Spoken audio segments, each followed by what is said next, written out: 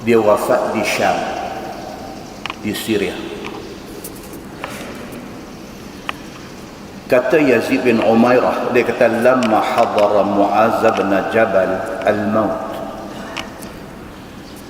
Dia kata apabila Muaz bin Jabal sedang menghadapi detik-detik mati dia. Tuan-tuan, Muaz bin Jabal ini nama popular. Dia termasuk dalam kalangan as-sabiqun al-awwalun, orang yang awal-awal masuk Islam.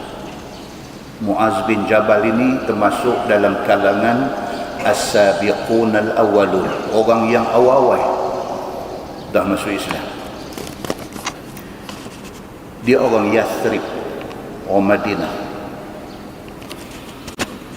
Dia masuk Islam hasil daripada penerangan yang dibuat oleh Mus'ab bin Umair. Mus'ab masuk Islam dulu pada dia. Mus'ab terang dekat dia tentang Islam. Dia tertarik. Maka Muaz bin Jabal masuk Islam bersebab musababkan kepada Mus'ab bin Umair. Dia masuk Islam sebelum Nabi hijrah daripada Makkah ke Madinah. Dia orang Madinah. Nabi tak mai lagi Madinah, dia sudah masuk Islam. Dan selepas dia masuk Islam, dia menjadi satu orang yang sangat alim.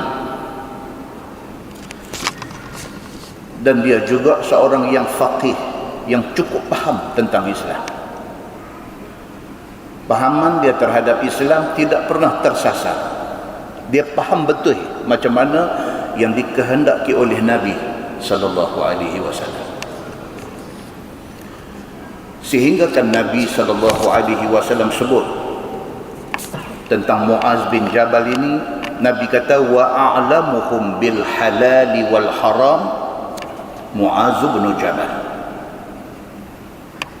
Nabi kata dalam kalangan sahabat-sahabat aku yang ramai-ramai ini, satu orang yang cukup alim tentang halal haram ialah Muaz bin Jabal. Itu satu endorsement, satu cop mohor Nabi bagi kat dia. Nabi sebut di depan semua orang. Nabi kata dalam ramai-ramai sahabat aku ini, Muaz bin Jabal, dia ni satu orang yang cukup alim tentang halal dan haram. Dia ikut serta di dalam Bai'atul Aqabah, dan dia ikut Nabi sallallahu alaihi wasallam di dalam banyak peperangan, terutamanya perang Badar. Nabi sallallahu alaihi wasallam pernah pilih dia untuk menjadi utusan wakil Nabi untuk berdakwah ke Yaman. Tapi pribadi mulia ini, yang kata Muaz bin Jabal, satu orang sahabat Nabi yang pribadinya sangat unggul, sangat mulia ini, Allah Subhanahu wa taala sayang dia. Dia wafat di usia 28 tahun. Ada satu riwayat kata 33 tahun. Sama ada 28 ataupun 33, itu mati muda.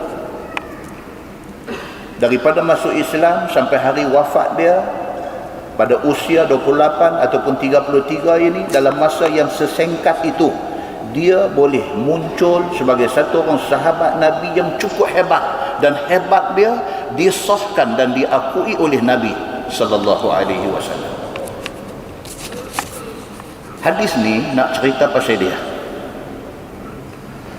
Kata Yazid bin Umairah, dia kata lamma hadara Muaz bin Jabal al-maut. Ketika Muaz bin Jabal ini menghadapi saat-saat kematian dia, qila lahu ya Aba Abdurrahman awsina. Orang ada ke tepi dia, dia kata kat dia, dia berkata ya Aba Abdurrahman. Itu kunyah dia. Nama dia Muaz bin Jabal, tapi dia dikenali dengan nama Abu Abdurrahman.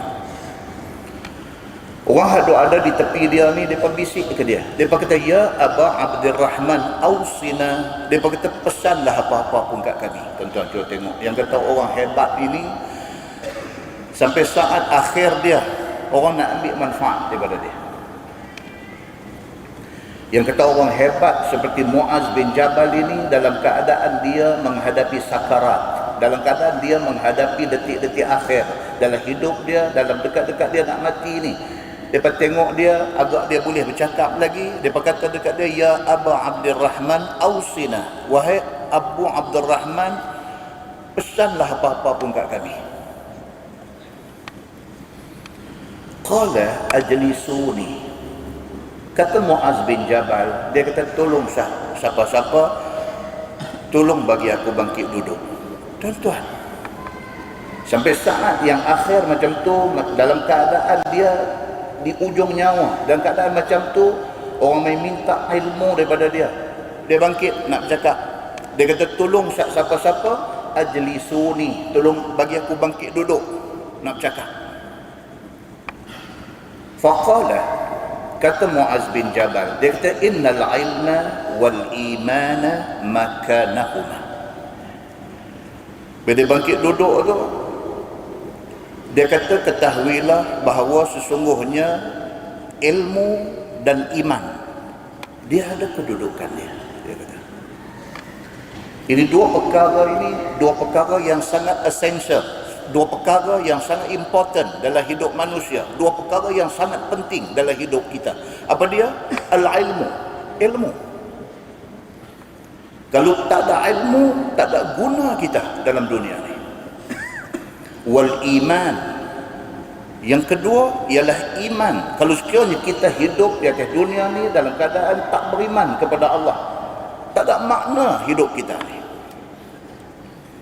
Bila orang tolong dia, dia bangkit duduk aja, dia sebut dua benda ni. Dia kata, ketahuilah bahawa ilmu dan iman, dua-dua benda ni ada kedudukan dia. Dia kata, benda ni important. Man ibtaghahuma wajadahuma. Siapa pulun, siapa usaha cari ilmu, cari iman, dia akan dapat. Dia kata, siapa usaha cari ilmu, tang mana ada pengajian, tang mana ada tempat orang mengajar ilmu, dia pergi, dia sampai, dia belajar, dia akan dapat ilmu itu. Kata Muaz bin Jabal. Demikian juga iman. Kalau sekiranya kita tidak usaha, kita tidak pulun, kita tidak cari iman, kita tidak dapat iman. Kata Muaz bin Jabal, ilmu dan iman ini ada kedudukan dia, dia ada tempat dia. Siapa usaha, siapa pulun untuk nak dapatkan dua benda ni, wajadahuma, dia akan dapat dua benda ni. Yaqulu dzalika thalatha marrat. Kata hadis ni, dalam keadaan dia penat nak mati tu, dia sebut benda ni thalatha marrat, 3 kali dia ulang. Dalam keadaan penat tu, dia bagi dia bangkit duduk, dia sebut benda ni. Dia kata, innal ilma wal iman, sesungguhnya ilmu dan iman itu ada kedudukan dia. Siapa cari, dia dapat. Dia kata, dia ulang 3 kali. Muslimin dan muslimah yang dirahmati Allah sekalian, kalau tidak penting ilmu, kalaulah sekiranya ilmu ni tak penting, Allah tidak akan turunkan ayat dalam Quran.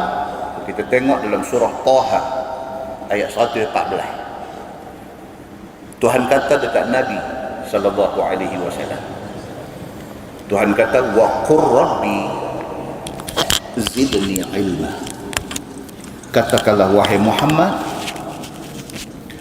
wahai Tuhanku, tambahkanlah ilmu kepada aku. Allah Subhanahu wa taala suruh Nabi sallallahu alaihi wasallam minta doa kepada Allah, minta, ya Allah, Rabbi zidni ilma, ya Allah, tambah ilmu kepada aku. Menunjuk kata ilmu ni very very important dalam hidup kita. Kita tidak ada ilmu, kita tidak ada guna duduk di atas dunia ni. Ilmu mesti cari. Kalau sekiranya ilmu ini tidak penting, Nabi SAW tidak sebut dalam hadis dia. Nabi kata, man salaka tariqan yabtaghi fihi ilma, salakallahu bihi tariqan ilal jannah. Nabi kata, barang siapa usaha berjalan pada satu jalan kerana nak cari ilmu, Allah akan tunjuk jalan dekat dia pergi syurga. Hadis itu hadis sahih riwayat At-Tirmizi. Kalau ilmu tak penting, Nabi tidak kata macam tu. Nabi kata siapa pulun, siapa usaha cari ilmu, Allah akan tunjuk jalan dekat dia, dia akan sampai syurga.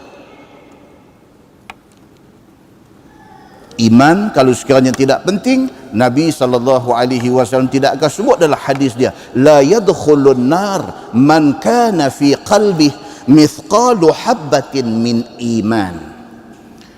Nabi SAW kata tidak akan kekal dia dalam neraka bagi orang yang dalam hati dia ada sebesar habuk daripada iman. Ada mithqal habbah, ada besar habuk aja daripada iman dalam hati dia. Dia tidak akan kekal dalam neraka. Dia masuk neraka untuk nak balas segala kesalahan dia, dia akan masuk syurga. Muslimin dan muslimat yang dirahmati Allah sekalian. Maka kerana itu Muaz bin Jabal pesan dekat orang semua, dia kata jaga dua benda ni, ilmu dan juga iman. Kata dia, waltamisul ilma inda arba'ati rahtin. Dia kata carilah ilmu daripada 4 orang ini. Dia mention 4 orang. Dia kata hampa pergi cari ilmu yang Allah duk suruh kita cari ilmu ni, pergi cari ilmu daripada 4 orang ni. Inda Uwaimir Abi Darda. Satu dia sebut. Awak dia duk bunyi, siapa dia duk ajuk saya balik ni? Dia tutup masa tu. Masa macam dia duk mengusik saya. Dia kata cari ilmu daripada 4 orang ni. Siapa dia? Yang pertama Abu Darda. Tuan-tuan, kuliah kita last itu kita cerita tentang satu sahabat nama dia Abu Dahdah. Ada kawan dia mikrofon punya bazai, bukan dia punya bazai. Mikrofon punya bazai. Depa counter check balik dengan saya lepas kuliah. Dia kata, ustaz, yang ustaz sebut tu Abu Darda ke siapa? Saya kata, dah, Abu Dahdah, orang lain. Sebab Abu Dahdah, saya sebut dalam kuliah hari itu, dia tak apa popular. Yang popular ni Abu Darda. Jadi bila dengar Abu Dahdah, dia lagu duk pasang telinga. Dia tahu, ustaz silap sebut ke? Mai kok mana Dahdah ni, aku tak pernah dengar pun. Abu Darda kot. Dah, hak kita cerita tu Abu Dahdah. Hak malam ni Abu Darda lain. Okey. Muaz bin Jabal kata, kalau hampa nak cari ilmu, hampa pergi cari daripada 4 orang ni. Yang pertama Uwaimir Abu Darda. Kenapa dia sebut Uwaimir? Sebab Abu Darda nama dia sebenarnya ialah Uwaimir. Nama sebenarnya Uwaimir bin Malik bin Qais. Tapi kalau sebut Uwaimir, orang tak kenal. Bila sebut Abu Darda, oh, dia kata oh. Oh, makna dia kenal. Begitu. Abu Darda satu orang rawi hadis yang terkenal. Kita selalu baca hadis jumpa an Abi Darda. An Abi Darda, dia rawi hadis yang cukup terkenal. Dia orang Ansar, orang Madinah. Satu orang yang sangat zuhud. Kita dah cerita dalam kuliah di masjid ni, zuhud dia ni sampai isteri dia sampai nak fed up dengan dia. Kita cerita dulu, Abu Darda ni dia punya zuhud dia sampai dia tak peduli kepada dunia, sampai dia tak peduli kat bini dia. Sampai bini dia pergi mengadu dekat Salman Al-Farisi. Cerita pasal Abu Darda. Ini cerita Abu Darda ni. Dia satu orang yang cukup zahid. Dia zuhud dengan dunia ni. Walaupun begitu, apabila dia meninggal dunia, apabila dia wafat pada tahun 32 Hijrah, dia wafat pada masa pemerintahan Sayyidina Uthman bin Affan radhiyallahu anhu. Bila dia wafat, dia meninggal dunia, tinggal isteri dia Ummu Darda. Muawiyah bin Abi Sufyan mai meminang, bini dia tak mau. Pasal apa? Pasal bini dia kata, aku hidup, aku isteri Abu Darda, Aku mati, aku hidup balik di akhirat. Aku mau Abu Darda jadi suami aku. Yang kata Abu Darda ni, zuhud dia, tapi isteri dia cukup sayang kat dia. Muslimin dan muslimat yang dirahmati Allah sekalian. Dia salah seorang yang disebut oleh Muaz bin Jabal sebagai orang yang hendaklah hampa pilih kalau hampa nak berguru. Satu. Yang kedua, dia kata wa inda Salman Al-Farisi. Pergi cari Salman Al-Farisi. Dia boleh menjadi guru. Wa inda Abdullah bin Mas'ud. Hampa pergi cari Abdullah bin Mas'ud. Dia boleh jadi guru. Wa inda Abdullah bin Salam. Dan juga Abdullah bin Salam. Dia juga boleh jadi guru. Nampak tuan-tuan? Pasal apa Muaz bin Jabal dia mention, dia sebut nama seorang untuk dipilih jadi guru, kerana memilih guru ini sangat penting. Tersalah pilih guru, tersesat habislah kita. Sebab guru ni dia umpama kepala kereta api. Kalau dia derail, kalau dia tergelincir daripada rel, habis gerabak semua, tunggin sekali. Sebab ada orang sebut, dia kata ihzaru zallatal alim. Hati-hati dengan gelincirnya alim ulama. Kerana gelincir dia, bukan dia saja gelincir, the whole followers dia akan gelincir. Muslimin dan muslimat yang dirahmati Allah sekalian. Maka Muaz bin Jabal, dia mention nama seorang-seorang orang yang kalau hampa nak belajar, hampa pergi belajar dekat orang-orang ini. Dan dia emphasize pada nama Abdullah bin Salam, dia kata alladhi kana yahudiyan fa aslam. Dia kata Abdullah bin Salam ini dia satu orang Yahudi dulunya. Dulu dia Yahudi, fa aslam, kemudian dia masuk Islam. Abdullah bin Salam ini siapa dia tuan-tuan? Asal-asal nama dia Husain bin Sailan. Saya dah cerita banyak kali dah.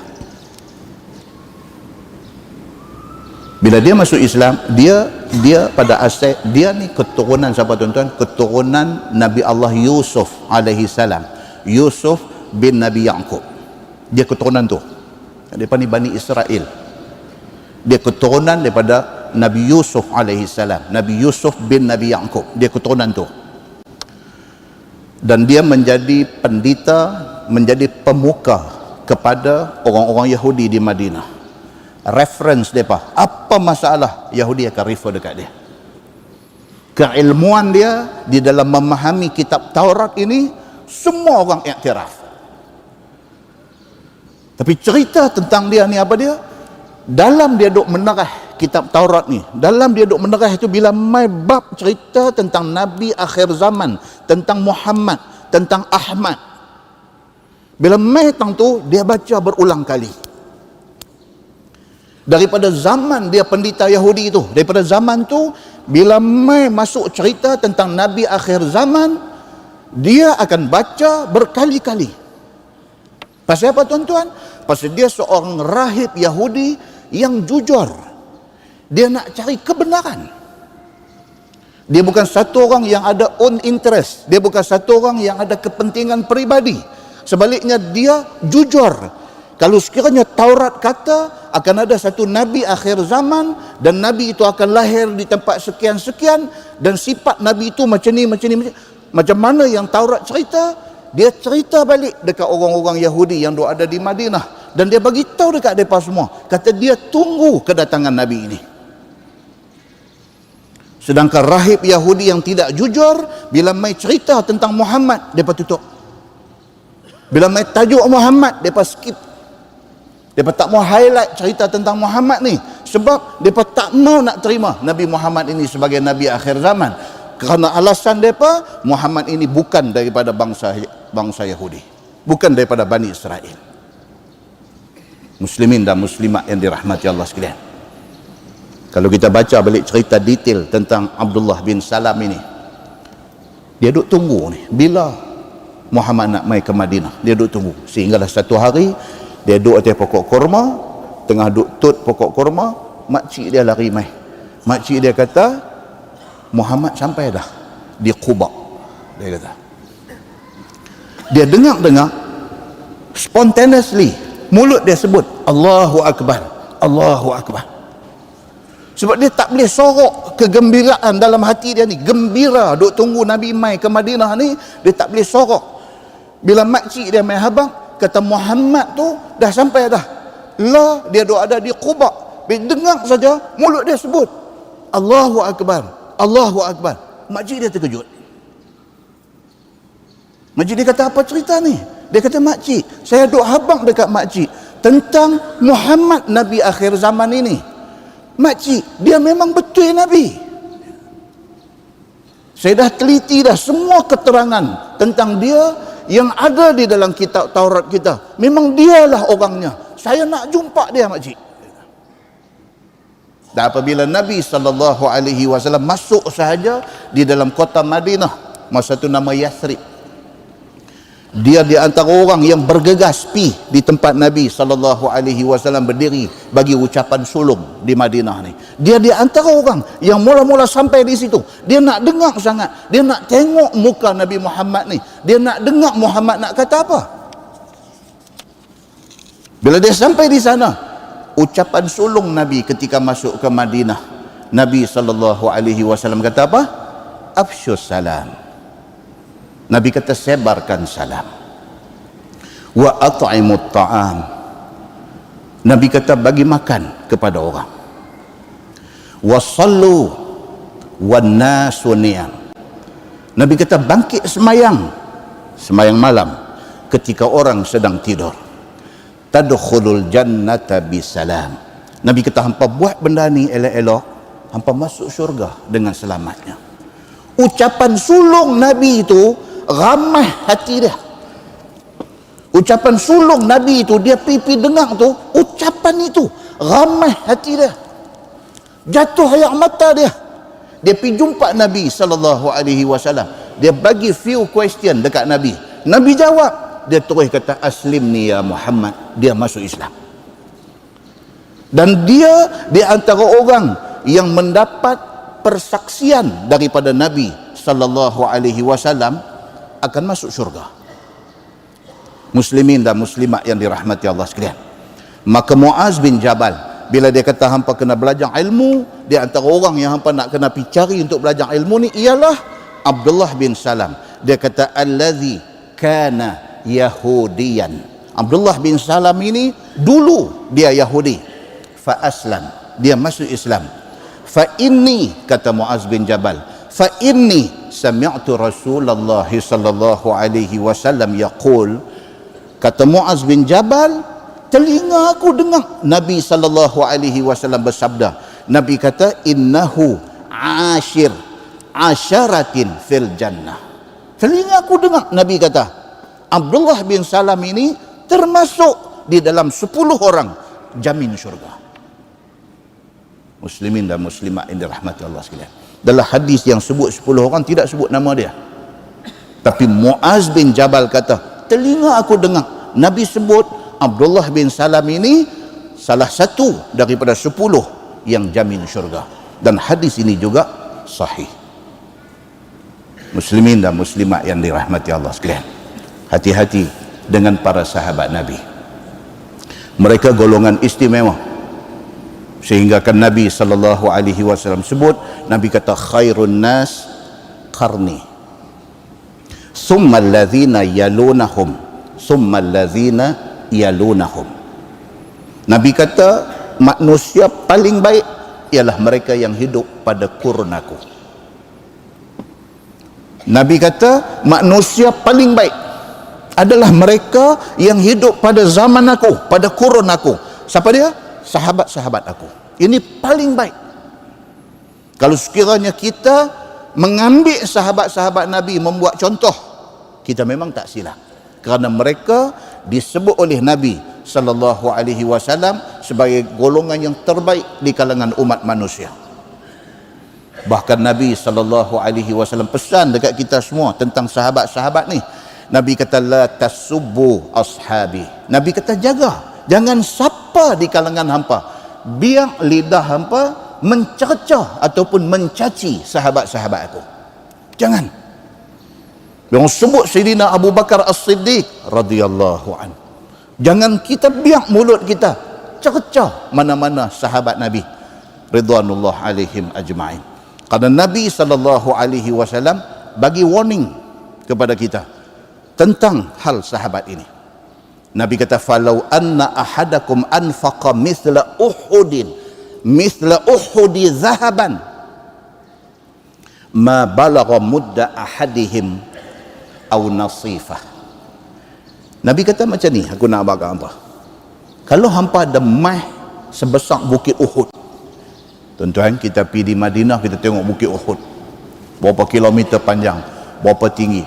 Nabi kata kalau hampa ada mah besar tu, hampa ambil mah itu semua, pi infak pada jalan Allah. Nabi kata tak sama dengan sahabat-sahabat aku yang infak pada zaman aku dulu. Walaupun segenggam mereka infak, tak sama dengan mah satu bukit Uhud yang hampa infak. Nabi kata, hampa bukan challenge kepada sahabat-sahabat aku. Nabi habaq awal dah. Maknanya apa tuan-tuan? Hari ini selain daripada kita baca Quran, selain daripada kita baca hadis Nabi, kita juga kena baca tentang cerita para sahabat Nabi ridwanullah alaihim ajma'in untuk dijadikan contoh kepada kita semua. Mudah-mudahan muqaddimah itu memberi manfaat kepada kita insya-Allah. Kita menggunakan Bahrul Mazi jilid 21. Bahrul Mazi jilid 21 muka surat 69. Muka surat 69. Masalah dia kata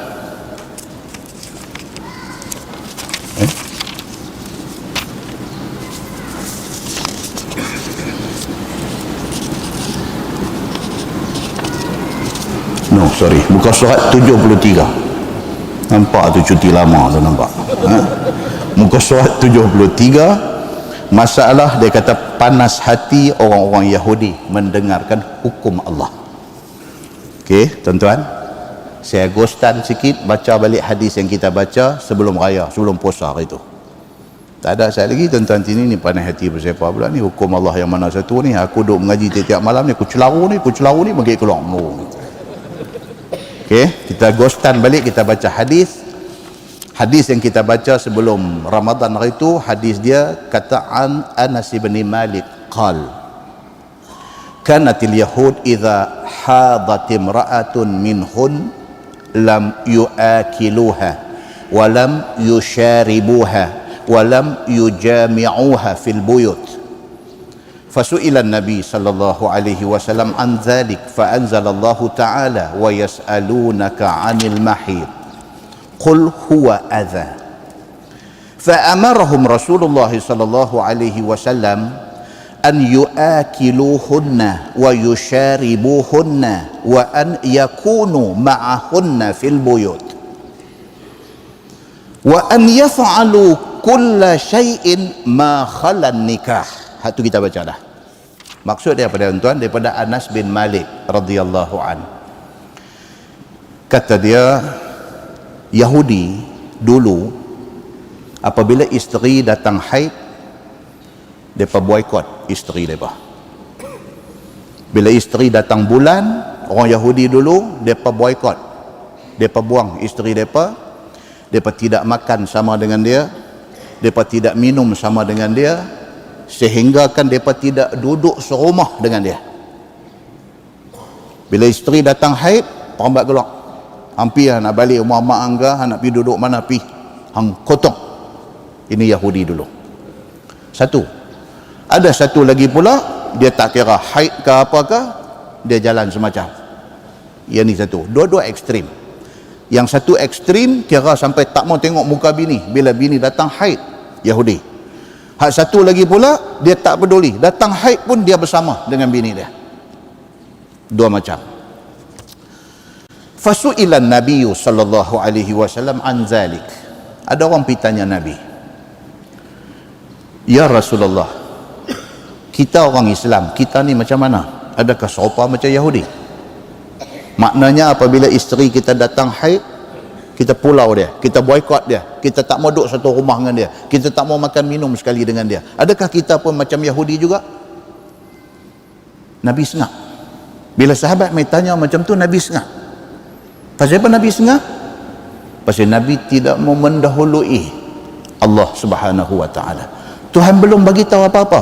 Nabi tak akan bercakap benda yang tidak ada arahan daripada Allah Subhanahu wa taala. Tuan-tuan tengok disiplin. Kita hari ni profesor serba tahu. Tanyalah apa pun, jawab ni saya kata lah, betul tak betul pun tak tahu. Jawab confident macam betul, rupanya tak betul. Nabi SAW sendiri, Allah tak bagi tahu, dia tak jawab, dia diam. Fa anzalallahu ta'ala, hadis ni kata apa? Allah turun ayat Quran. Wa yas'alunaka 'anil mahid. Mereka tanya engkau wahai Muhammad tentang perempuan yang datang haid. Qul huwa adza. Allah kata dekat Nabi Muhammad, habaq kat depa, perempuan yang datang haid itu adalah perempuan yang datang kotoran. Datang kotor, dia kata. Fa amarahum Rasulullah sallallahu alaihi wasallam an yu'akiluhunna wa yusharibuhunna wa an yakunu ma'ahunna fil buyut. Dan Nabi SAW bagi tahu dekat sahabat-sahabat, orang perempuan datang haid itu depa datang kotor. Tetapi Nabi kata, hampa duduk sama dengan depa, hampa makan minum sama dengan depa, jangan perambat depa keluar daripada rumah. Nabi kata macam tu. Wa ayyaf'alu kulla syai'in ma khalan nikah. Nabi kata hampa macam biasa. Dia datang haid, dia tak datang haid, hampa macam biasa. Hampa bersembang, hampa bercakap, hampa melawak, hampa makan, hampa minum, hampa tidur sekali dah, semua macam biasa. Illa nikah, melainkan Nabi kata jangan bersama, jangan jima' dia. That's it. Itu Islam. Okey. Sambung hak malam ni. Dia kata pandai hati orang Yahudi apabila dengar hukum Allah. Hukum Allah turun mai kata apa? Apabila orang perempuan datang haid, macam biasa. Hubungan kita dengan dia macam biasa. Yang tak boleh ni apa dia? Hubungan suami isteri. Hak tu yang tak boleh. Bila benda ni diberitahu oleh Nabi SAW kepada sahabat-sahabat dia, orang Yahudi sudah naik hot. Manakala didengar oleh orang Yahudi akan hukum yang tersebut itu, maka naik panas hati dia. Dia pun sudah hot. Kata Anas bin Malik, faqalatil yahud ma yuridu an yada'a syai'an min amrina illa khalafana fihi. Itu jawab kata mereka. Apa maksud dia? Maka berkata orang-orang Yahudi, tidak menghendaki Muhammad ini bahawa meninggal ia akan suatu daripada hal ahwal kita, melainkan menyalahi kita dan menukar akan hal kita itu padanya.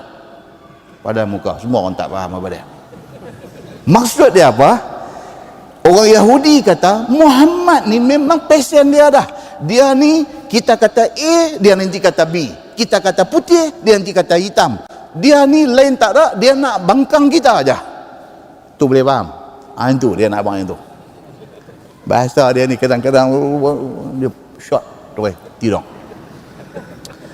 Yahudi kata apa? Dia kata Muhammad ni memang jenis dia dah. Dia ni dia memang nak cari pasal dengan kita. Kita kata A, dia nanti kata B. Kita kata boleh, dia nanti kata tak boleh. Kita kata halal, dia nanti kata haram. Kita kata putih, dia nanti kata hitam.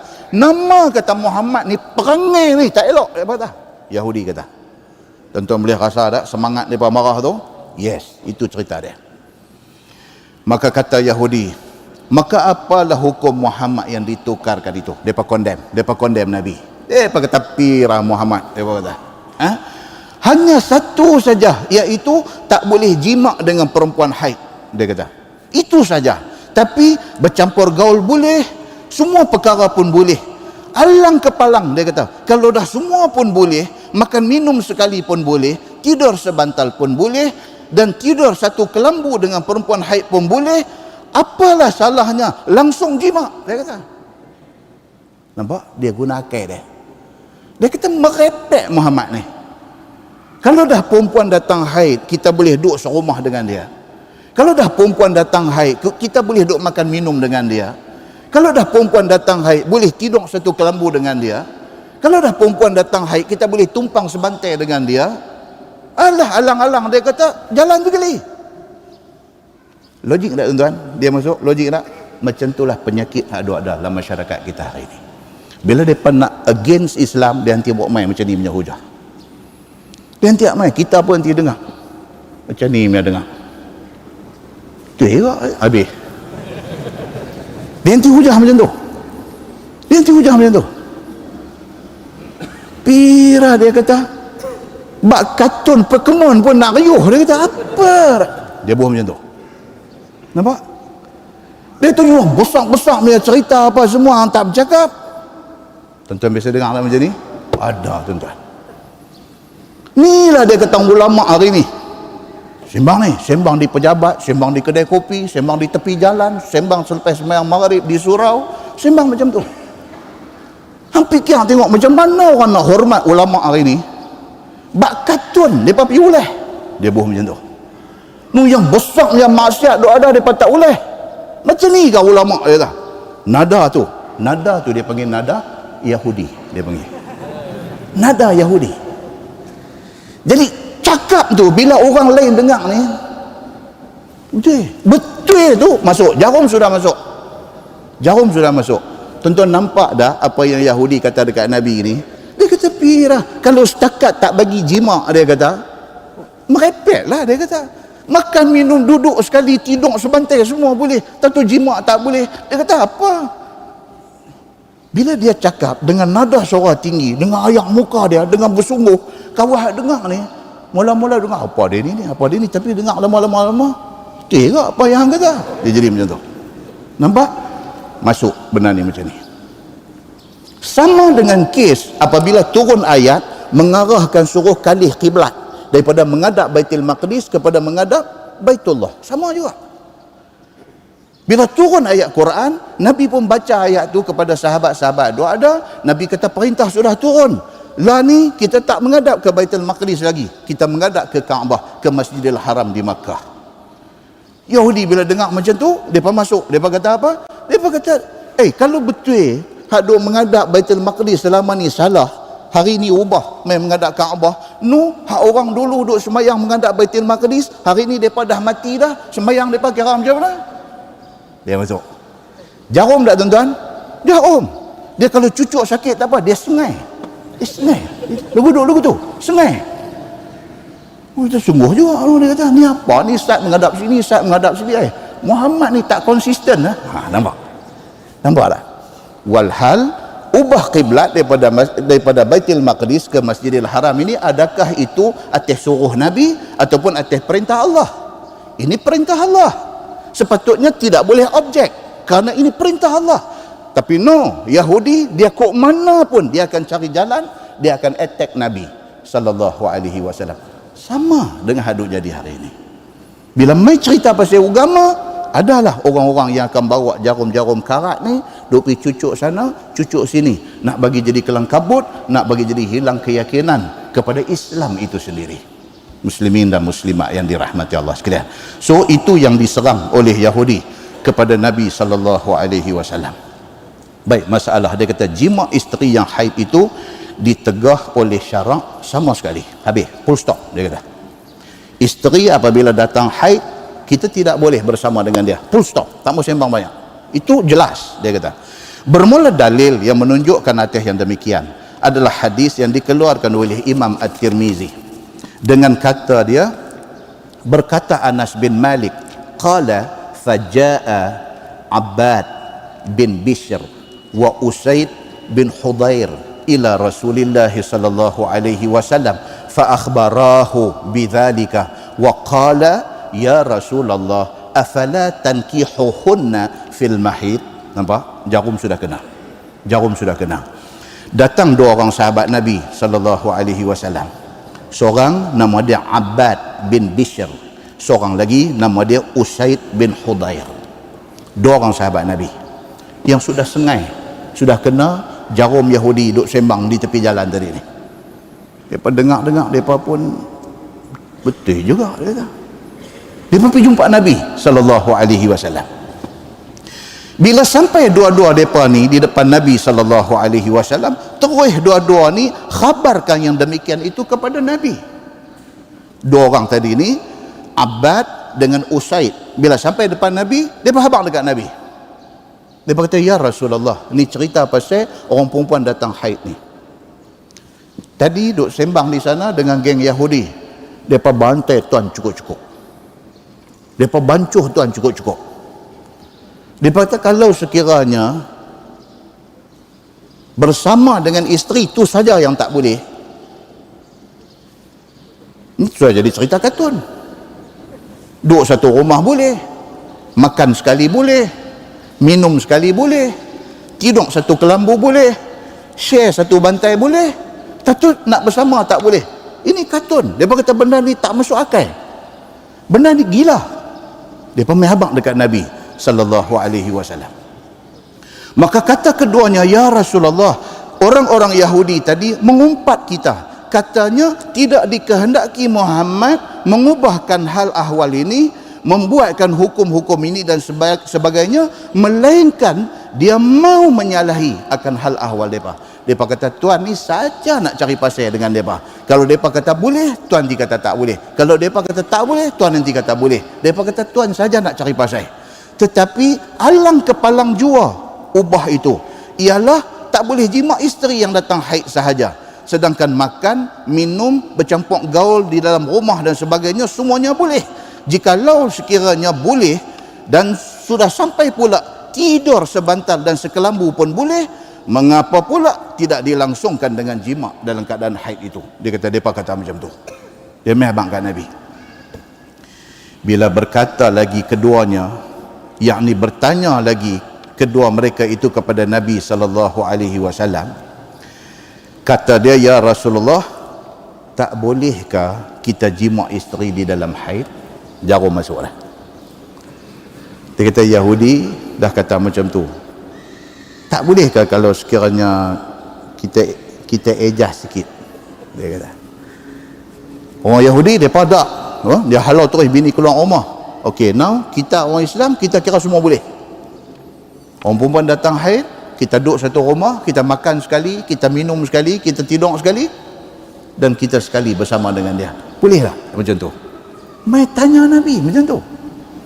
Ni dua sahabat yang kata Abbad dengan Usaid tadi ni, mai tanya Nabi, boleh tak boleh? Tuan ejah sikit jawapan tuan.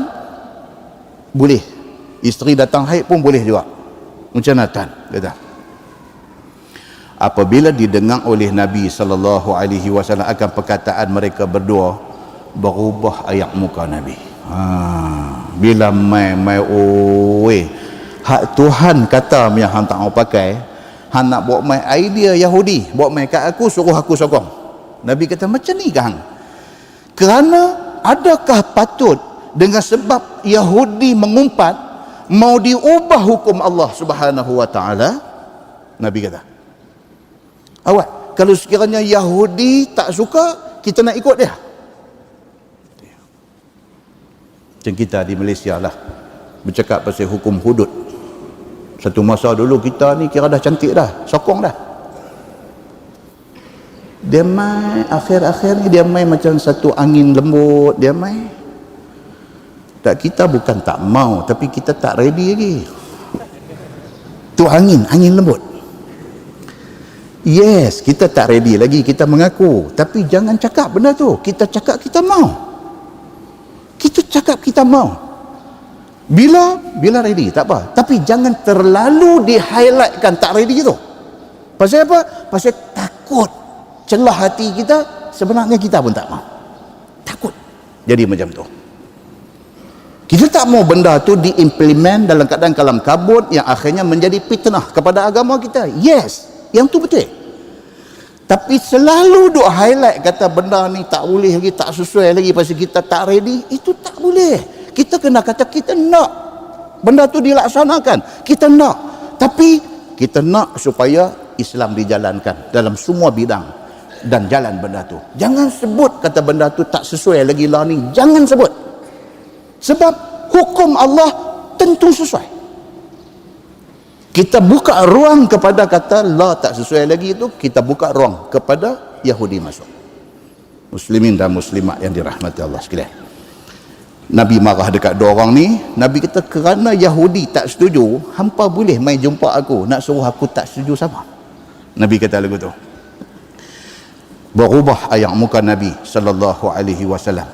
Kerana adakah patut dengan sebab umpat Yahudi itu mau diubah hukum Allah yang telah diturunkan oleh Jibril alaihi salam daripada langit? Ini perintah Quran. Ini perintah Quran. Kita tidak boleh ubah perintah Quran. Quran kata as-sariqu was-sariqatu faqta'u aydiyahuma. Pencuri laki-laki perempuan sabit kesalahan, hukuman dia ialah potong tangan. Siapa kata? Allah kata. Allah kata di mana? Allah kata dalam Quran. Siapa buat turun Quran ini? Jibril alaihi salam buat turun ayat ini. Ayat ini wajib dilaksanakan. Kita mesti, kata kita nak. Mesti.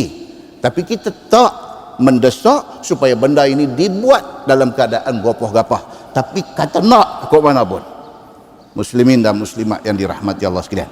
Demikianlah kata Anas bin Malik dalam hadis, fatama'ara wajhu Rasulillah sallallahu alaihi wasallam hatta zannanna annahu qad ghadiba alaihima.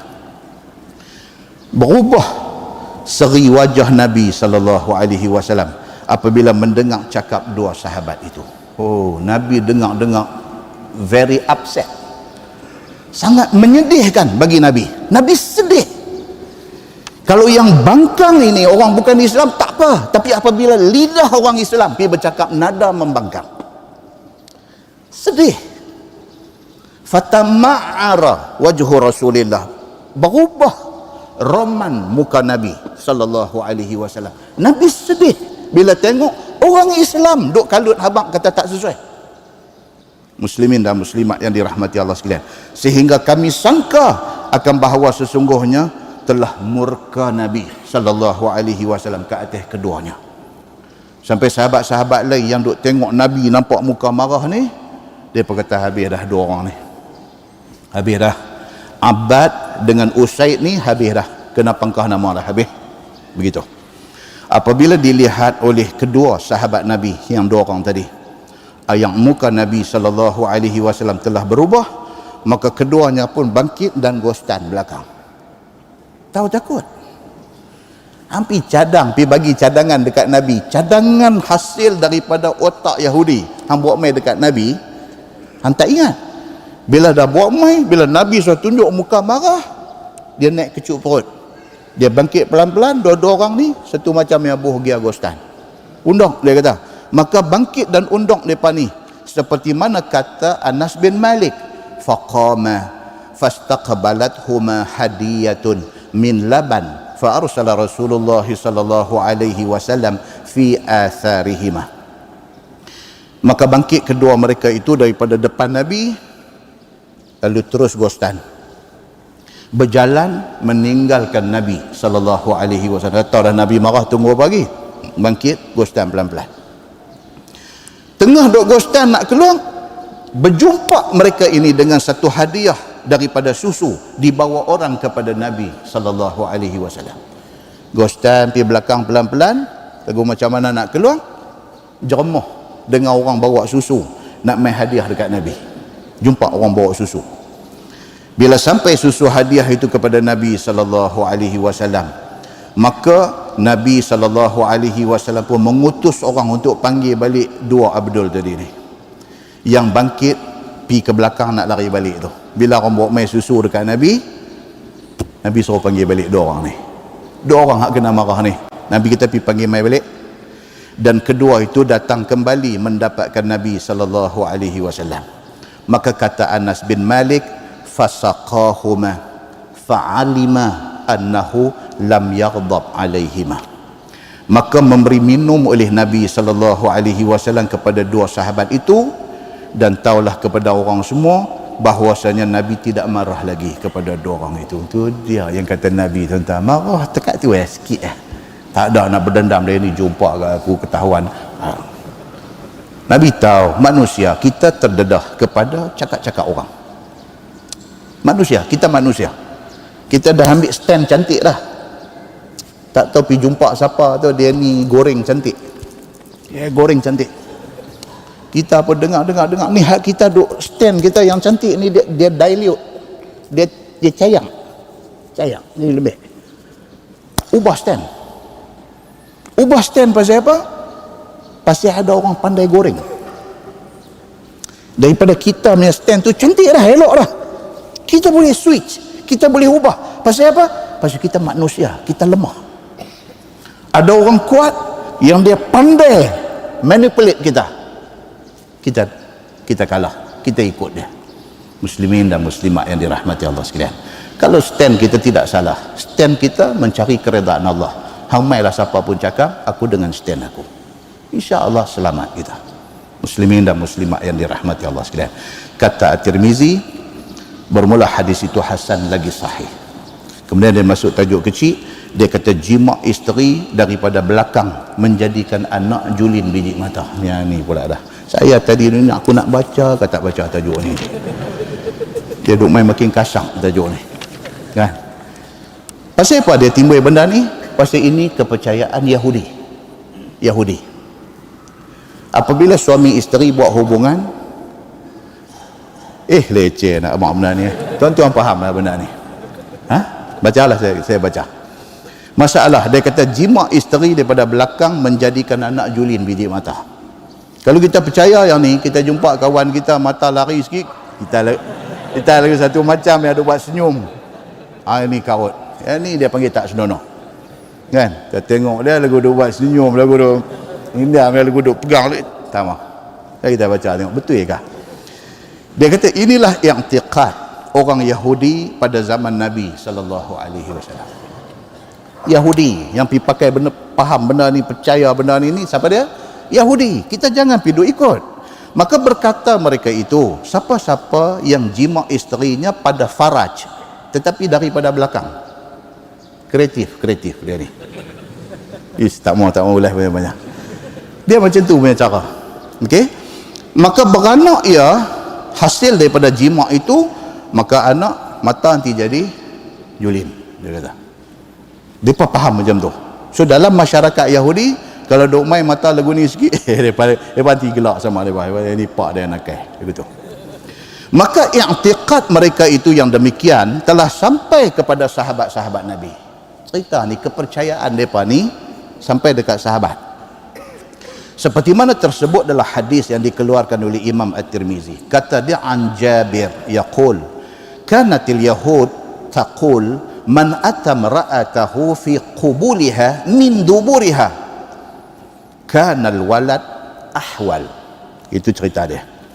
Diriwayatkan oleh satu sahabat Nabi sallallahu alaihi wasallam, nama dia Jabir bin Abdullah radhiyallahu anhuma. Kata dia adalah orang-orang Yahudi pada zaman kami, mereka kata barang siapa yang bersetubuh dengan isterinya pada faraj tapi mai kok belakang, dia kata nescaya jadi anak itu juling matanya. Orang Yahudi kata macam tu. Maka telah dibatalkan Allah Subhanahu wa taala akan perkataan Yahudi itu dengan firman-Nya di dalam Al-Quran. Kata Jabir, fanazalat nisaukum harsul lakum fa'tu harthakum anna syi'tum. Itu ayat Quran. Maka turun firman Allah yang kira-kira maksudnya, bermula faraj isteri kamu itu tempat kamu tanam nutfah, yakni air mani kamu. Tuhan kata lagu tu. Okey. Maka jimaklah sekalian kamu akan tempat tanam air mani itu seperti mana kehendak kamu. Quran, macam mana nak kata ini? Quran membuka ruang kepada kreativiti. Macam tu. Lebih kurang maksud dia lagu tu. Tak sadut boleh panjang-panjang. Dia kata, dia kata sama ada dari hadapan ataupun dari belakang ataupun cara terlentang ataupun cara terterap, macam-macam dia kata, ataupun berdiri ataupun duduk, maka semua tu tak ada salah apa, dia kata. Quran kata macam tu. So bergantung kepada kreativiti masing-masing dia lagu tu. Kata At-Tirmizi, ini hadis hasan lagi sahih. Lega, habis dah tajuk tu. Saya baik dia tak panjang. Baik. Masalah dia kata, jima isteri di lubang jubur haram. Yang ni karut punya cerita. Yang ni dia pergi pakai terus jalan belakang untuk nak memuaskan nafsu dia. Ini serius punya kesalahan. Ini satu kesalahan yang melibatkan dosa. Okey. Baik, cuba tengok dia kata apa? Kerana Allah Subhanahu wa taala tegah akan satu orang itu jima isterinya pada waktu haid. Dan haid itu adalah darah kotor yang diluati, yang orang meluat. Darah tak elok, darah kotor. Kalau orang perempuan jalan depan dia datang darah kotor pun agama tak bagi, dia kata, ini kan pula jubur itu lubang tahi. Karut dia makin kasar ni, nampak ni. Dia kata kalau hak jalan depan hak halai itu pun kerana darah kotor mai dah tak boleh dah. Ini kan pula jalan belakang, itu jalan najis. Nama orang Melayu sebut ke apa? Apa dia panggil? Tahi itu kasar sangat. Dia panggil apa? Air besar dia bagi apa? Kita orang belah-belah Pinang dia nak sebut air besar, dia tak cantik betul kata kan. Jadi minta maaf Ustaz, saya nak pergi buang air besar. Tak syok. Kata aku sakit perut nak pergi berak. Kita doang. Dia macam tu. Bagi kita orang Pulau Pinang. Tapi kerana siaran ini sampai ke Tawau, Sandakan, Kuching, Lahad Datu semua duk tengok. Duk sebut jubung depa kata kita kasang. Dah, kita tak kasang. Itulah yang sedapnya bila sebut. Okey. Tapi Syekh Idris Al-Marbawi ni dia orang mana tuan-tuan? Dia orang Lubuk Merbau. Lubuk Merbau ni tang mana? Lubuk Merbau ni belah Perak Utara. Maksudnya apa? Dia cakap macam mana? Dia cakap berat ke kita, berat ke utara. Sikit-sikit bunyi Perak tapi berat ke utara. Jadi Syekh Idris Al-Marbawi dia tulis macam ni, bunyi tu kasang tapi kasang itulah sedap. Kan, coba baca tengok sekali lagi. Dia kata kalau sekiranya datang haid itu kotoran yang orang tak suka pun dah tak boleh. Ini kan pula dia kata jubung, lubang tip bunyi tu kasang kan. Dia kata lagilah, dia kata maka tahi itu lebih kotor dan lebih busuk dan lebih dimeluati daripada darah yang datang kod depan tu. Maka dia kata sedangkan lubang yang menjadi jalan darah itu dilarang kita ketika isteri datang haid, ini kan pula dia kata lubang belakang. Saya sebut lubang belakang lah, tak gamak dah nak ulang banyak kali. Okey, ini kan pula lubang belakang. Dia kata sudah tentulah lebih lagi dilarang kita jima padanya. Tuan-tuan faham tak hujah dia? Yes, very clear dia punya hujah. Kalau jalan depan darah, ada darah pun tak boleh. Ini kan pula jalan belakang, tempat yang paling kotor. Dia kata tak boleh, dia kata. Dan pula telah datang riwayat yang dikeluarkan oleh Imam At-Tirmizi, kata dia an Ummi Salamah anin Nabi sallallahu alaihi wasallam fi qaulih nisaukum harsul lakum fa'tu harsakum anna syi'tum, yakni simaman wahidah. Dia kata macam tu. Diriwayatkan kepada satu isteri Nabi sallallahu alaihi wasallam, nama dia Ummu Salamah radhiyallahu anha, daripada Nabi sallallahu alaihi wasallam pada tafsir firman Allah, bermula faraj isteri kamu itu ialah tempat kamu tanam nutfah. Nutfah ni apa dia? Air mani. Tempat kamu tanam air mani kamu. Sebagaimana yang kamu nak, kamu boleh guna tempat itu. Yakni jima lubang yang satu sahaja, iaitu faraj sahaja, dan tidak boleh lubang belakang. Dia kata macam tu. Tuan-tuan muslimin dan muslimat yang dirahmati Allah sekalian, ada banyak hadis tentang hal ni. Banyak hadis. Di antaranya hadis daripada Amru bin Shu'aib, daripada bapa dia, daripada datuk dia. Siapa dia bapa kepada Amru bin Shu'aib? Siapa dia bapa dia? Shu'aib bin Abdullah. Siapa Tok Wan kepada Amru bin Shu'aib? Tok Wan dia Abdullah bin Amru bin Al-As, sahabat besar. Hadis ini daripada Abdullah bin Amru bin Al-As radhiyallahu anhu. Kata dia anna Nabi sallallahu alaihi wasallam qala hiya lutiyah as-sughra. Nabi kata benda tu adalah Lutiyah as-Sughra, daripada perkataan Lut. Lut ni apa dia? Nabi Allah Lut alaihi salam. Lutiyah as-Sughra maksudnya ini perbuatan jalan belakang, ini perbuatan kaum Nabi Lut. Tapi apabila suami buat dekat isteri, tapi pakai jalan belakang, buat dekat isteri, ini adalah perbuatan Nabi Lut, seumpama perbuatan Nabi Lut. Yakni kata dia, ar-rajul ya'ti imra'atahu fi duburiha, satu orang laki-laki dia jima isteri dia pada dubur, pada jalan belakang. Ini ciri-ciri perbuatan kaum Nabi Lut. Itu maksud dia. Satu. Yang kedua, hadis daripada Jabir bin Abdullah radhiyallahu an. Kata dia, Nabi sallallahu alaihi wasallam bersabda, inna akhwafa ma akhafu ala ummati amal kaum Lut. Nabi sallallahu alaihi wasallam bersabda, Nabi kata benda yang aku paling takut berlaku di kalangan umat aku. Nabi kata dia takut umat dia, kita ni.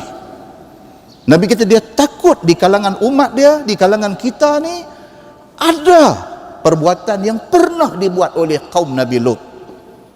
Nabi kata aku takut. Hari ini ada tak ada tuan-tuan? Ada.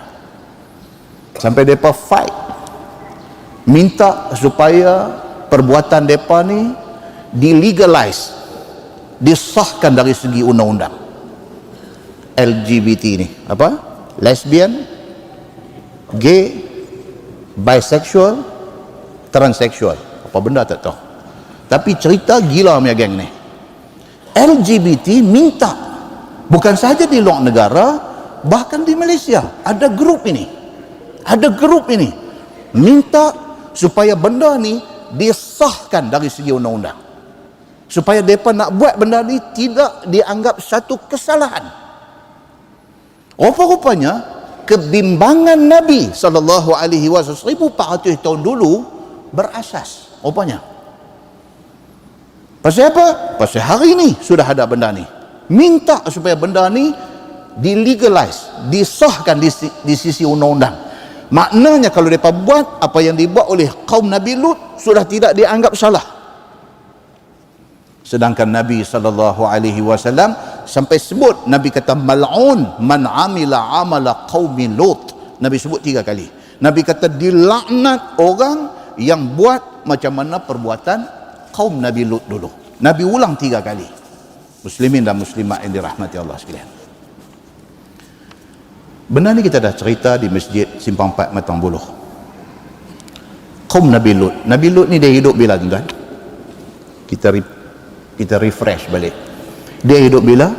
Dia hidup satu time dengan Nabi Ibrahim alaihi salam. Nabi Ibrahim ada, Nabi Lut ada, dan kawasan mereka berjiran, bersebelahan.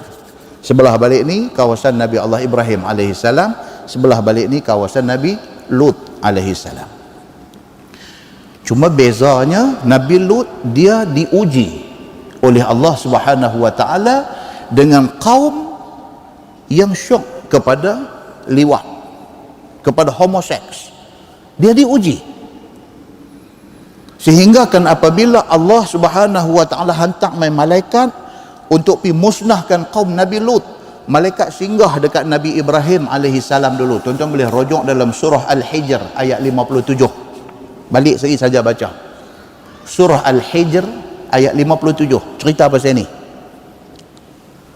Malaikat mai, satu geng malaikat mai nak pi, mereka punya mission, mereka punya kerja nak pi lingkupkan, nak pi musnahkan, nak pi binasakan umat Nabi Allah Lut. On the way nak pi singgah di tempat Nabi Ibrahim alaihi salam. Bila sampai di tempat Nabi Ibrahim tengok mereka ni, Nabi Ibrahim tanya, fama khatbukum ayyuhal mursalun. Nabi Ibrahim kenal mereka ini utusan Allah. Mereka ni malaikat yang diutuskan oleh Allah. Nabi Ibrahim tanya mereka, hampa ni apa hal ni mai sini? Qalu inna ursilna ila qaumin mujrimin. Malaikat kata, Tuhan hantar kami mai, bukan nak mai sini sebenarnya. Kami nak pergi kampung sebelah. Kami nak pergi musnahkan orang-orang yang berdosa. Pasal mereka mengamalkan homoseks. Itu cerita dalam surah Al-Hijr. Tuan-tuan balik baca sendiri yang tu. Nabi Allah Lut alaihi salam diuji dengan geng ni. Ketegak. Sehingga kan ketika malaikat hak mai nak binasakan depa ni, mai di rumah Nabi Lut, depa usyar malaikat. Tu dia yang kata kawut depa ni. Malaikat mai dengan rupa manusia yang segak. Laki-laki, rupa laki-laki yang segak. Orang yang bocorkan benda ni ialah isteri Nabi Lut sendiri. Dia keluar pergi bagi tahu dekat geng-geng gigolo ni. Dia kata ni, ada tetamu mai di rumah aku. Macam ni, dia kata. Kalau diceritakan cara mudah faham. Puan ni dengar-dengar betul ke? Pakat mai. Mai duk usyar tengok. Wih, karan ni.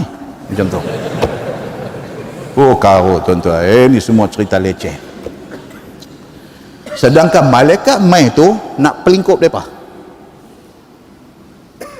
Nabi Allah Lut alaihi salam bila malaikat sampai, dia kata, hampa ni qaumun munkarun. Hampa ni siapa ni? Aku tak kenal. Depa introduce diri depa. Depa kata, kami utusan Allah. Wahai Lut, kami mai ni untuk binasakan kaum engkau. Esok malaikat kata, ini dalam surah Al-Hijr, tuan-tuan balik baca. Malaikat kata, esok sebelum subuh. Sebelum subuh esok, Lut make sure bawa keluarga hang yang beriman dengan pengikut-pengikut hang yang ikut hang punya, yang dengar cakap punya, bawa keluar daripada kampung ni. Dan ingat, malaikat kata, bila keluar jangan siapa beralih ke belakang tengok. Lut pun kata okey. Sebelum subuh, Lut panggil anak perempuan dia, 2 orang ikut dengan pengikut-pengikut dia, followers dia, keluar. Allah membinasakan kaum yang tinggal di kampung itu. Termasuk di dalam kalangan itu ialah bini, isteri Nabi Allah Lut alaihi salam. Ini bukan cerita hikayat 1001 malam, tapi ini cerita daripada surah Al-Hijr. Cerita detail tentang benda ni. Masyarakat mereka ni pada masa tu, kawasan mereka duduk tu dipanggil Sadum. Kalau tuan-tuan buka tafsir Ibnu Kathir, dia akan cerita perkampungan mereka ni nama Sadum. Sin dal waw mim, Sadum. Amalan ini dalam bahasa Inggeris dipanggil apa? Sodomi. Dan sampai hari ini di sebelah sempadan Israel masih ada satu bukit yang dikenali dengan nama Mount Sodom. Masih ada sampai hari ini. Disitulah tempat kejadian kisah kebinasaan kaum Nabi Allah Lut alaihi salam kerana perbuatan liwat mereka ni. Dan kisah mereka ni tidak mai dalam satu surah saja, bukan mai dalam surah Al-Hijr ada. Tuan-tuan buka dalam surah Asy-Syu'ara ada cerita, dalam surah Az-Zariyat ada cerita, dalam surah Al-Qamar ada cerita, dalam surah Al-A'raf ada cerita, dalam surah Hud ada cerita, dalam surah Al-Ankabut ada cerita. Punya banyak kali Allah repeat benda ni, menunjuk kata apa? Ini kesalahan sangat serius dan ini kesalahan akan sentiasa dilakukan oleh manusia sehingga kiamat. Kerana itu Allah repeat benda ni berkali-kali dalam berbagai-bagai surah. Pasal apa? Pasal ini isu besar. Ini satu penyakit yang ada di kalangan orang-orang yang tertentu. Muslimin dan muslimat yang dirahmati Allah sekalian. Kita cerita di Masjid Simpang 4 Matang Buluh. Arkeologis barat. Arkeologis ni siapa tuan? Orang yang duk pergi kaji ni. Orang abang kata ada jumpa apa ni macam batu apa, batu bersurat ke, nampak macam ada kesan peninggalan apa kuil zaman apa depan ni TV. Arkeologis ni nanti pi depan nanti pasang apa pagang apa semua bubuh kemah. Tuan-tuan pi nak pi Tanjung Dawai, lalu lepas pada apa tu titi hak suspend tu, turun pi balik-balik sana sikit tu menghala ke Merbuk tu nanti jumpa. Ini kerja arkeologis yang kata kemusnahan kaum Nabi Lut ini. Geng arkeologis ni macam-macam dah yang turun pi buat kajian di sana. Zaman moden ni seawal tahun 1924, satu orang nama William Albright, dia dah pi buat kajian. Di antara finding, di antara benda yang dia jumpa di kawasan tu ialah kawasan kubur besar. Kalau kubur panjang di Kedah, kubur besar. Jumpa satu kawasan kubur besar yang banyak rangka tulang di situ, dan beserta dengan rangka tulang itu ada barang-barang mah, yang akhirnya arkeologis yang pini kata di sini pernah ada satu tamadun, dan di sini adalah kawasan kubur yang ditanam orang-orang yang hidup pada tamadun itu. Hasil penemuan tembikar yang mereka guna buat masak, guna makan minum dan sebagainya, ditanam sekali di kawasan kubur yang mereka jumpa sebelah dengan Laut Mati. 1967 ada lagi pi, sampailah kepada yang kita cerita itu, nama dia Werner Keller. Dia ni asal orang Jerman, dia arkeologis. Dia ni bukan sahaja pi buat studi di tepi-tepi Laut Mati, Al-Bahrul Mayit, orang Arab panggil Al-Bahrul Mayit, Laut Mati, Dead Sea. Dia bukan sahaja pi kaji kat tepi, dia langgang pi sampai dalam Laut Mati, dia pi buat kajian. Werner Keller ni, arkeologis asal Jerman ni, hasil daripada kajian dia, dia kata tempat ni pernah mengalami satu kehancuran yang sangat dahsyat. Dia kata mereka adalah cara-cara kajian mereka ni. Dia kata dia percaya di kawasan Laut Mati ini, di kawasan ini pernah terjadi seumpama great earthquake. Dia kata satu gempa bumi yang cukup dahsyat pernah jadi di sini, accompanied by explosion. Dia kata yang gempa itu disertai dengan letupan yang dahsyat. Ini hasil kajian dia. Dia bukan orang Islam, dia tak jumpa apa dalam Quran pun, cuma dia duk study dalam Old Testament dia pergi kaji benda ni, dan melihatkan kepada kawasan Laut Mati itu merupakan kawasan paling rendah di atas muka bumi. Kawasan Laut Mati itu, permukaan air Laut Mati itu dia ada 423 meter below sea level. 423 meter di bawah daripada sea level, paras air ni, paras air laut ni. Dan dalam tasik Laut Mati ni, orang panggil laut tapi sebenarnya dia tasik, tempat yang paling dalam 377 meter. Maknanya kalau campur tempat yang paling dalam di Laut Mati 377, campur dengan daripada permukaan nak sampai ke sea level 423, sudah jadi berapa? Dekat-dekat 800 meter punya terbenam kawasan tu ke dalam. Terbenam. Dia nak kata apa mana? Yes, Werner Keller kata apa? Tempat ni menjadi the lowest area di atas muka bumi, dipercayai, dia kata disebabkan oleh satu masa dulu berlaku satu hempukan yang kuat di situ. Dia kata dipercayai, apa tak tahu, dia kata, tapi ada satu macam punya benda hempuk turun sehingga bumi di situ dia jadi terpelonok ke apa dia panggil, dia terbenam turun jadi serendah itu. Dia kata itu kajian orang yang tak beriman kepada Allah Subhanahu wa ta'ala. So dia kata tempat ni pernah mengalami satu malapetaka yang sangat dahsyat. Itu kesimpulan dia. Tuan-tuan, connected tak dengan Quran ni? Connected. Masalah kita orang Islam ni, kita tak tahu ni kajian-kajian ni semua. Kita pergi buat peace, ambil gambar tepi Laut Mati yang tu aja. Kita tak tahu ni cerita apa yang jadi di situ. Macam ni peace, kan? Tuan-tuan muslimin dan muslimat yang dirahmati Allah sekalian, kesimpulan dia apa dia? Murka Allah yang amat sangat kepada orang yang terlibat di dalam homoseksual ini. Allah murka yang amat sangat. Kemurkaan Allah itu diterjemahkan dengan kemusnahan kaum Nabi Lut, dan kemusnahan mereka ini sangat amat dahsyat. Warner Keller kata dia menganggarkan kejadian itu berlaku 1800 tahun sebelum Masihi. Lah ni Masihi berapa? 2016. Campur dengan 1800 tahun sebelum Masihi jadi berapa? Ini dia punya jangka. Dekat-dekat 4000. Lebih kurang. Dekat-dekat 4000, 3600 ke apa tahun dulu. Berlaku malapetaka ini. Muslimin dan muslimat yang dirahmati Allah sekalian. Ambil yang tibar dengan tajuk yang kita baca ni. Dia kata apa? Jima' isteri di lubang jubur itu haram. Itu tajuk dia. Dan itulah kemusnahan yang Allah tunjuk kepada orang yang buat benda ni. Nah, wallahu alam. Lepas ni insya-Allah kita akan masuk jima' isteri. Tak habis lagi tajuk ni. Jima' isteri dengan macam-macam gaya dan style itu harus pada syarak. Kalau tuan-tuan rasa wajar baca, teks saya, kata ustaz, saya sokong supaya dibaca. Kalau tuan-tuan rasa macam tak usah, tuan-tuan cuma masuk kata tak usah ya, saya faham. Hak mana banyak kita ikut yang tu.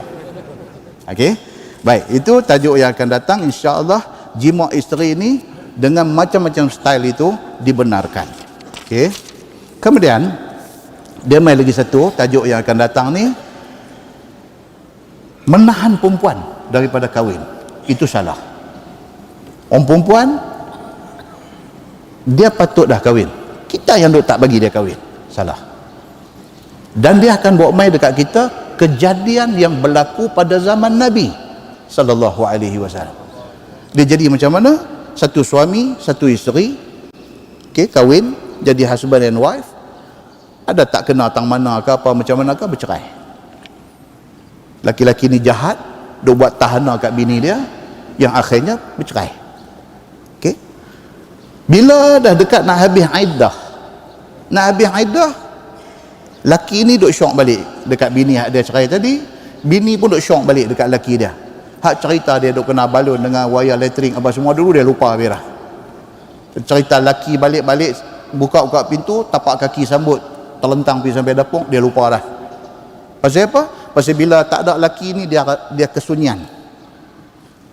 Dia daripada tak ada syekh ni biar dia terajang lebih kurang mampu biar dia rumah tu. Dia mau balik. Tentu rasa ada tak jadi benda ni dalam masyarakat? Banyak, bukan ada, banyak duk jadi. Bila dah laki ni ada intention untuk nak kahwin balik dengan isteri dia ni dalam tempoh iddah raj'i, dalam tempoh boleh raja', isteri pun ada intention untuk nak baik balik dengan laki dia, tiba-tiba keluarga belah perempuan masuk campur. Dia kata hang ni apa ni, hang mengaji sekolah ke tak mengaji sekolah? Ni keluarga ni. Hang lupa dah kan dulu dia sepak hang sampai pecah bibir mulut, hang duk teriak dari rumah mak. Ni keluarga belah perempuan ni. Dia kata hang lupa dah kan laki hang dulu wayar elektrik dia lipat, dia balon atas belakang hang, berbalong belakang. Hang lupa dah kan? Duk main kata macam tu. Yang akhirnya keluarga perempuan buat keputusan tak akan benarkan adik mereka ni kahwin balik dengan suami dulu. Boleh tak boleh? Yang tu tajuk akan datang insya-Allah. Dia nanti mai dan berlaku benda ni pada zaman Nabi sallallahu alaihi wasallam. Okey. Yang ni boleh baca tajuk ni. Kemudian dia kata tajuk lagi, larangan Allah ke atas orang yang melarang perempuan yang mau kahwin itu berkahwin. Apa dia ayat Quran yang Tuhan turun mai larang tu? Kemudian dia mai lagi, lepas itu tajuk lain langsung cerita tentang menulis Al-Quran. Okey, tuan-tuan teks saya setuju tak setuju tajuk-tajuk ni nanti baca. Nah, wallahu alam. Lagi satu tuan-tuan sebelum saya lupa, bulan depan sepatutnya tak ada kuliah.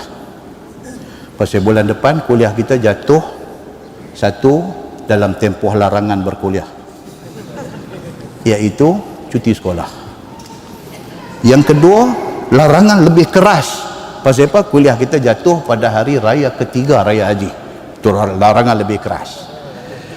Tetapi kita nak buat juga kuliah bulan depan, kerana ada beberapa orang sahabat nak buat kenduri malam tu.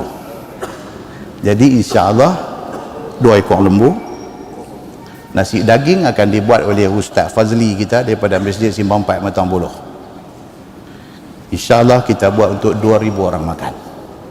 Jadi tuan-tuan bawa lah siapa-siapa yang kenal mai. Kalau cukup kita makan, tak cukup kita minum air balik. InsyaAllah 2 ekor lembu. Saya dah pergi tengok dah, lembu tu nampak sendo bukan sado, sendo, nampak sendo. Sahabat kita yang belah lembu, jual lembu di Pai Keladi ni, saudara Suhaimi kita. Okey, dia lembu banyak tuan, dia satu cowboy. Saya pun tak pernah pergi, baru pergi tengok 300 ekor ada lembu kat dia. Dan kambing apa semua ada. Dia pilih betul-betul sendo. Dia kata, yang ni ustaz 1,500 orang makan kenyang sekong. 2 ekor 3,000. Ui, saya kata jangan, hak main pun tak banyak tu, saya kata kan. Saya duduk sembang dengan tuan imam kita yang berbahagia, tuan imam Ustaz Khairi. Kita duduk kira saf kita satu saf dalam 145 orang. Kuliah kita ada dalam 9 saf paling ramai. Kita ambil round figure, kita kata 10 saf. 10 saf dah ada 1,400. Orang perempuan belakang kita kata adalah 500 orang. Around 2,000. Jadi kalau mai macam yang kita jangka, memang makan kenyang, insya-Allah makan kenyang. Kalau mai lebih daripada tu, kenyang juga, tapi daging kecil sikit. Yang tu ya. Satu. Yang kedua, saya bincang dengan Al-Fadhil Tuan Imam, kita buat makan talam. Boleh ya? Siapa tak lalu makan talam, beritahu kita bagi pinggan. Kita buat makan talam, setalam 4 orang. Nasi daging spesial Ustaz Fazli kita. Daging cerita Fira, daging masak merah, ayam asam. Saya kata mau betul-betul pedas dia. Okey. Lepas tu perut sikit, buat perut rebus. Telat ada. Kan? Jadi cara promosi tu kira cerita dia, tuan-tuan ribut apa pun kena main. Yang tu ya. Takut makanan membazir. Jadi saya secara rasmi mewakili kawan-kawan ini menjemput tuan-tuan untuk kuliah bulan depan. InsyaAllah kita berhenti bagi awal sikit. Saya kata kalau nampak saya macam lambat sikit, saya kata kat Ustaz Zul, Tuan Imam, buka pintu tu, pukul kipas angin bagi masuk main sikit bau tu. Saya akan faham, kita kena berhenti dah. Kan? Jadi sekali lagi dengan besar hati saya jemput tuan-tuan untuk kuliah bulan depan, dan sekali dengan kita kenuri. Kita tangguh dengan tasbih kafarah dan suratul As. Subhanakallahumma wa bihamdika, asyhadu an la ilaha illa anta, astaghfiruka. Bismillahirrahmanirrahim. Wal 'asr innal insana illa allazina amanu wa 'amilus salihati tawassaw bil haqqi.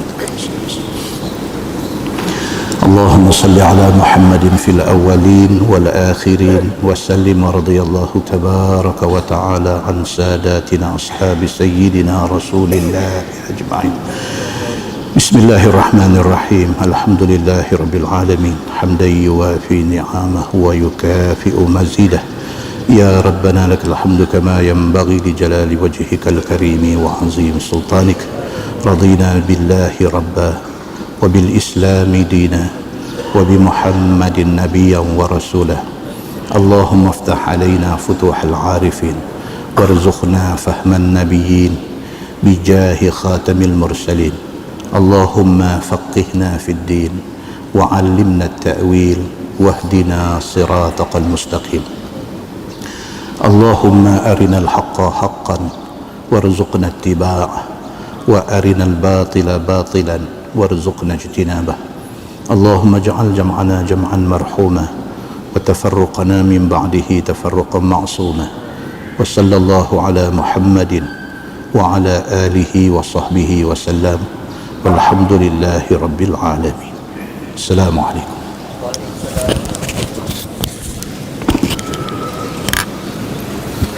بسم الله الرحمن الرحيم.